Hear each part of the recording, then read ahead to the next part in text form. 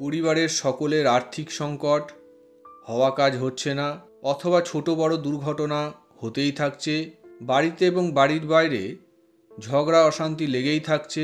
এই ধরনের পরিস্থিতিতে বেশিরভাগ ক্ষেত্রেই দেখা যায় হয় বাড়িতে কোনো অশুভ শক্তি বাসা বেঁধেছে, অথবা কেউ আপনার বাড়িতে কালো জাদু করে আপনাদের ক্ষতি করার চেষ্টা করছে।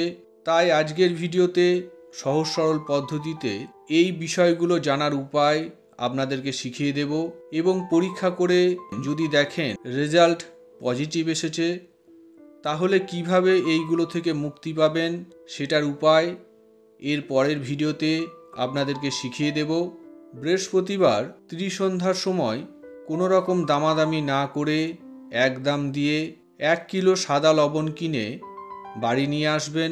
শনিবার ত্রিসন্ধ্যার সময় আগে থেকে কিনে আনা নতুন দুখানা কাঁচের বাটিতে আন্দাজ করে 100 গ্রাম করে লবণ দুটো বাটিতে ঢেলে আপনার বাড়িতে প্রবেশ করার প্রধান যেই দরজা, সেই দরজার দুই পাশে দুটো বাটিকে রেখে দেবেন।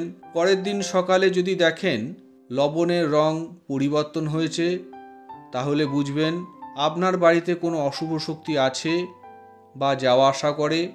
বাটিতে থাকা লবণগুলো ফেলে দিয়ে বাটি দুটোকে ভালো করে ধুয়ে মঙ্গলবার ত্রিসন্ধ্যার সময় আপনার বেডরুমের বাইরে, অর্থাৎ যেই রুমে রাতে শোয়া হয় সেই রুমের বাইরে দরজার দুই পাশে দুটো কাঁচের বাটিতে আন্দাজ করে 100 গ্রাম করে লবণ ঢেলে রেখে দেবেন।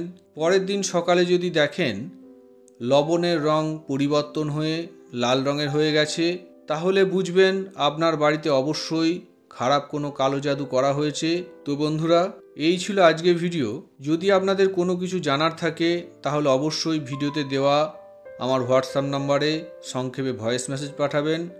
নমস্কার, জয় মা কামাখ্যা।